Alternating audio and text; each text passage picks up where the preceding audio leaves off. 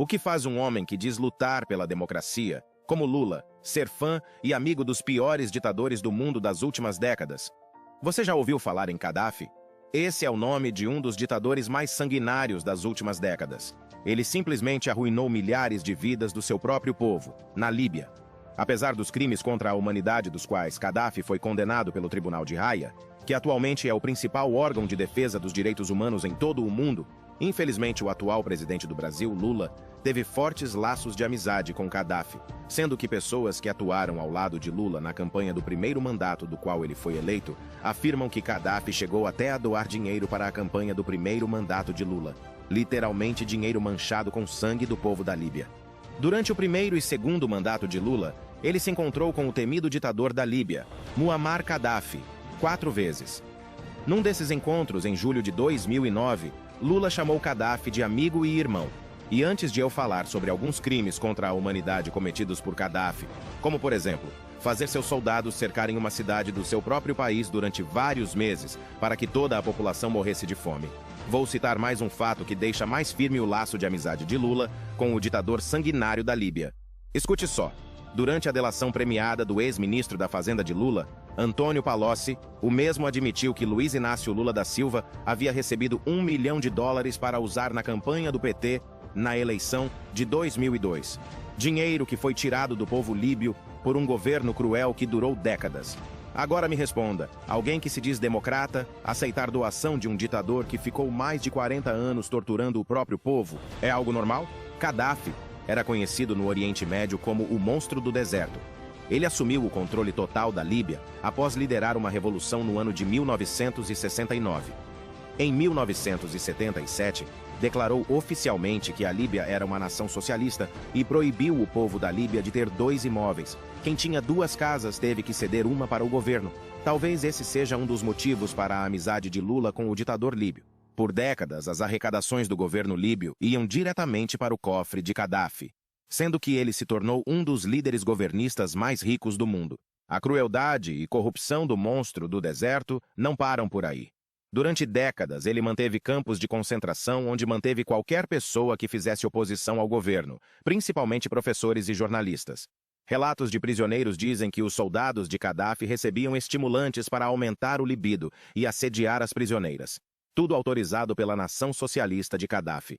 As ambições do ditador não se limitaram apenas na Líbia. Ele tinha ambições globais, sendo que em 1972 Gaddafi financiou a Organização Setembro Negro para que ela cometesse os atentados à bomba na Olimpíada de Munique, que deixaram 12 mortos. Gaddafi iniciou guerras desnecessárias contra países africanos durante seu governo. A principal foi a campanha iniciada contra o Chad, cuja principal característica que levou ao conflito é o fato de que seu presidente, François Tombalbaye, era cristão e não apoiava o governo do ditador da Líbia. Gaddafi liderou um projeto internacional que passava pela retaliação da Europa e fim da centralidade ocidental no mando do mundo, tendo como principais inimigos os Estados Unidos, Israel, França e Reino Unido. Obcecado em relações íntimas e poder, Gaddafi possuía um harém que incluía homens e mulheres que muitas vezes eram escolhidos pelo ditador ainda menores de idade e levados de suas casas por seu exército pessoal. Com pouco contato com a família, esses servos eram abordados como parte do círculo interno do militar, obrigados a obedecerem às suas ordens em troca de benefícios. Além de fazer orgias com ministros como forma de manutenção de seu poder, Gaddafi também usava drogas como forma de controle.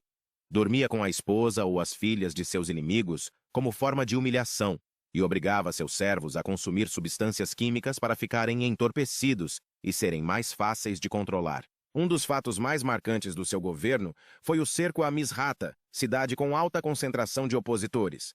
Gaddafi ordenou inicialmente o bombardeamento da cidade sem anúncio prévio à população civil. Então, foi feito o cerco militar e o impedimento da entrada de alimentos por 4 meses. Violando os acordos estabelecidos pela Convenção de Genebra, portanto, cometendo crimes de guerra, o ataque contra Misrata levou à morte e ao sofrimento milhares de pessoas, que passaram por fome e doenças sem poder receber auxílio. Gaddafi ordenou a destruição do local, que depois foi o cerne de sua derrubada, e segundo documentos posteriormente revelados, exigiu que o Mar Azul ficasse vermelho com o sangue dos opositores. Em fevereiro de 2011, iniciaram protestos gigantescos do povo líbio contra a ditadura de Gaddafi. O povo cansou de sofrer.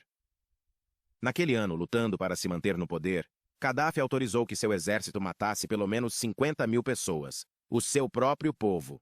No mês de agosto de 2011, o povo conseguiu derrubar a ditadura do amigo de Lula, que acabou sendo morto depois de matar milhares de pessoas. Esse foi o fim da era de terror socialista na Líbia. Novamente eu pergunto, faz sentido alguém que diz ser democrata e da paz ser amigo dos maiores ditadores das últimas décadas? Faz sentido Lula ter mantido um laço de amizade tão grande com Gaddafi?